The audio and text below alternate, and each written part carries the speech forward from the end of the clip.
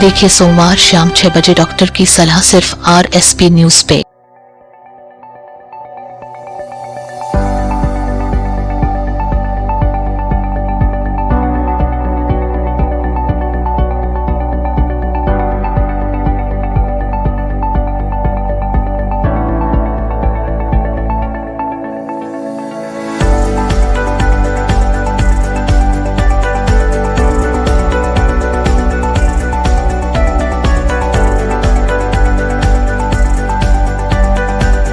नमस्कार दोस्तों, RSP news में आपका स्वागत है।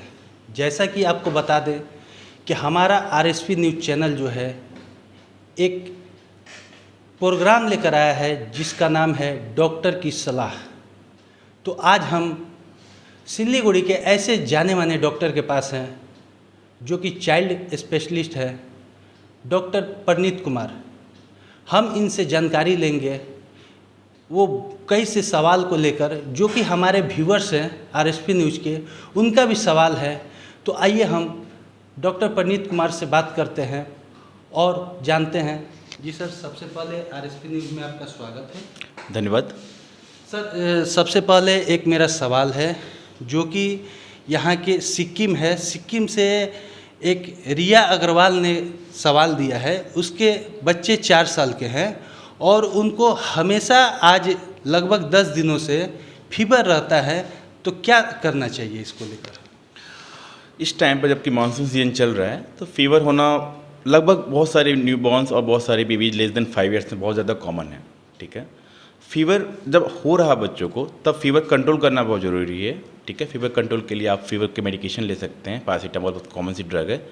और इसके अलावा वो भी देखना है कि फीवर क्यों आ रहा है आपको। ठीक है, यदि कोई इन्फेक्शन है, यदि लंग्स में कोई इन्फेक्शन है, न्यूमोनिया की वजह से फीवर आ सकता है, या इसके अलावा पेट में कोई इन्फेक्शन है या इंट्रिक फीवर है तो इसकी वजह से फीवर आ सकता है।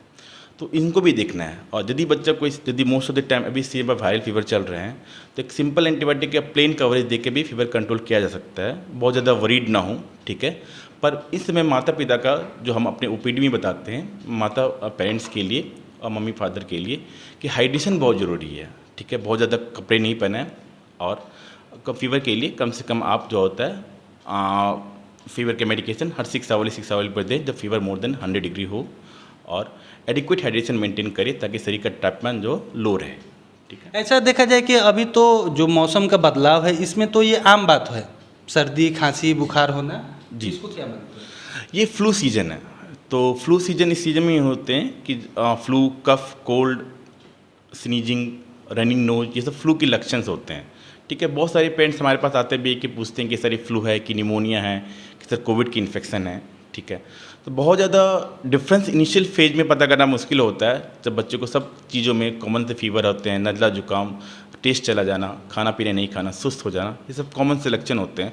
पर बहुत ज़्यादा वरीड नहीं करना चाहिए इसके लिए। ठीक है, जस्ट सिंपल फीवर के मेडिकेशन लेना चाहिए और अपनी वैक्सीनेशन को हमेशा कंप्लीट रखें, खासकर फ्लू वैक्सीन को, जो कि मानसून के पीरियड के पहले दिया जाना चाहिए, अप्रैल मई के टाइम पर। वो आपको फ्लू से बचा के रखता है। तो ये बहुत जैसे एक बात अभी आपने कहा कि सर्दी जुकाम बुखार होने पे ये जो कोरोना वायरस है उसका भी सिम्टम हो सकता है। तो कैसे उसको पता लगाया जाए कि ये कोरोना वायरस है? जनरली कोरोना वायरस सिम्टम्स में सर्दी खांसी बुखार कंटिन्यूस रहेगा। इवन आपके मेडिकेशन या गुड एंटीबायोटिक देने के बावजूद भी कम नहीं होगा। और दूसरी बात है कि स्प्रेडेबिलिटी, एक आदमी से दूसरे आदमी में स्प्रेड बहुत तेज़ी से करता है। एंड थर्ड बात है कि सांस की ज़्यादा दिक्कत बहुत जल्दी होना, जैसे सांस ज़्यादा फूलना, निमोनिया होना, फीवर बिल्कुल कम नहीं होना, हाथ पाँव में रैश आने, ठीक है, आंखें सूज जाना, लालपन होना, ये सब कोविड के ज़्यादा लक्षण होते हैं as compare to simple flu के लक्षण से। मेरे जो दूसरे व्यूवर्स हैं जो कि गैंगटॉक के हैं, राजन छेत्री, उनका ये कहना है कि उनके 4 महीने का बच्चा है और उनको लगातार सर्दी जुकाम रहता है। तो इसको कैसे देखा जाए? Thank you for asking such questions. 4 महीने के बच्चों में जनरली, जैसे कि वो गैंगटॉक के रहने वाले हैं तो सीजन भी वैसे उनका कोल्ड सीजन है। तो कोल्ड सीजन में जो बच्चे होते हैं उनमें फ्रिक्वेंटली जो होता है सर्दी जुकाम लगा रहता है। मोस्ट ऑफ द टाइम जो होता है जो नाक बंद की प्रॉब्लम होती है, और जो पेरेंट्स लगभग हमारे पास आते हैं बोलते हैं सर आवाज़ें आती हैं चेस्ट से, तो ठीक है, हम जब भी बेबी डिलीवर्ड भी होते हैं तभी उनको बोलते हैं कि यदि वो हिली एरिया में रह रहे हों या कोल्ड सीजन में हो तो स्टीम दिया करें, स्टीम यूज करें।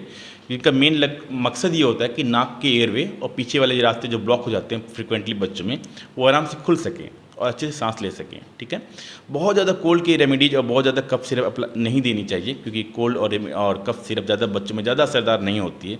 सिंपल प्लेन स्टीम यूज करें और नेजल ड्रॉप आप इन बिटवीन यूज कर सकते हैं। और बच्चे को कवर करके रखें, एटलीस्ट पतले कपड़े से कवर करके रखें, ताकि ठंडी हवा और मानसून चेंजिंग वेदर उनको ज़्यादा इफेक्ट ना कर सके और बच्चे एकदम नॉर्मल रहेंगे फिर इनसे ज़्यादा। तीसरा सवाल ये था कि मेरे जो यहाँ के माल बाज़ार है, माल बाज़ार की सीमा कुमारी जो है, उनका ये कहना है कि अगर किसी के बेबी है छोटा और उसकी माँ को अगर कोरोना हो गया है तो उसको कैसे अपना दूध पिलाया जा सके, छोटा बच्चा को, या नहीं? बिल्कुल, यदि मदर को कोरोना हो भी गया है तो आपको घबराने की कोई बात नहीं है। पहले जैसे सोचा जा रहा था कि माँ और बच्चों को अलग कर दिया जाए, पर माँ यदि पूरी सैनिटाइजेशन और प्रॉपर फेस मास्क यूज कर रही हैं तो बिल्कुल भी घबराने की ज़रूरत नहीं है, वो पूरी तरह हैंडल कर सकती हैं। यदि मदर सिक हैं, बीमार हैं, तो अपने मिल्क को एक्सट्रैक्ट कर सकती हैं, मिल्क को कटोरी में दे सकती हैं, बोतल में दे सकती हैं, और कोई भी केयर टेकर जो बच्चे के हैं वो माँ को दूध दे सकते हैं। माँ के दूध को किसी भी रीजन से बच्चे में बंद नहीं किया जाएगा यदि वो कोरोना हुआ तो भी। यदि माँ स्टेबल हैं तो अपने आराम से मास्क यूज कर सकते हैं, प्रॉपर सैनिटाइजेशन यूज करने के बाद बच्चों को आराम से ब्रेस्ट फीडिंग करा सकते हैं, कोई दिक्कत वाली बात नहीं होगी।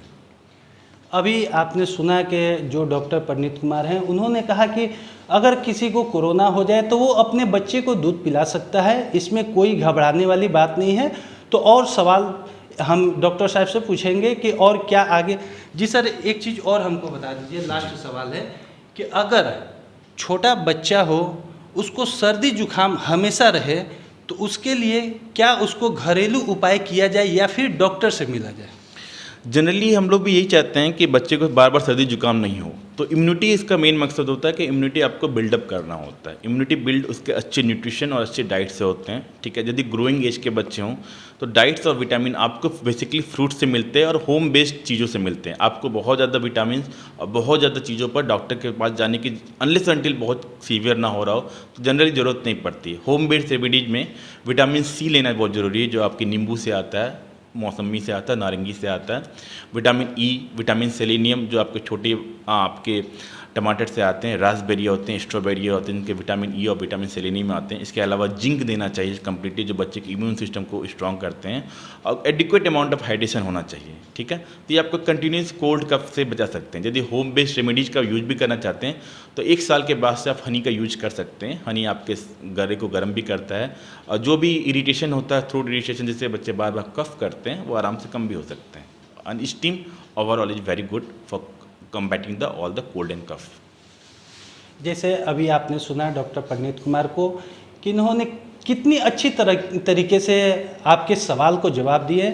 तो आपको फिर से बता दें कि ये जो कार्यक्रम है डॉक्टर की सलाह, अगर आपको और कोई सवाल हो तो हमें कमेंट बॉक्स में ज़रूर मैसेज करके बताएं। हम फिर मिलेंगे डॉक्टर परनीत कुमार से।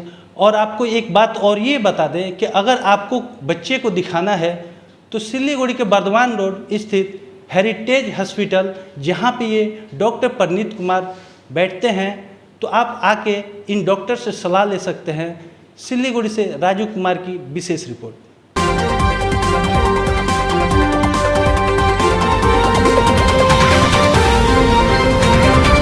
देखिए सोमवार शाम 6 बजे डॉक्टर की सलाह सिर्फ RSP न्यूज़ पे।